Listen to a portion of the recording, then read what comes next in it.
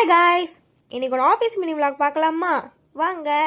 நானும் டெய்லியும் வீடியோ போகணுன்னு நினைக்கிறேன், ஆனால் எப்படியாவது ஒரு லாங் கேப் ஆகிடுது. அது ஏனே தெரில.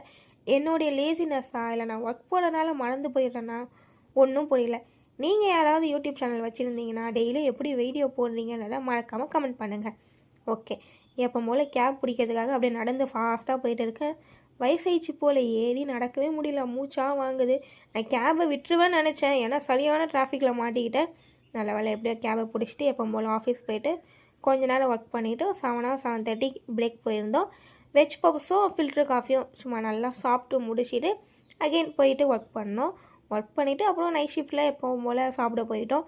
நைட் ஷிஃப்ட்டில் என்ன ஒரு ப்ளஸ்னால் அடிக்கடி சாப்பிட்டுக்கிட்டே இருக்கலாம், பிரேக்கும் எடுக்கலாம், ஓரளவுக்கு அப்படி ஜாலியாக இருக்கலாம், அவ்வளோதான்.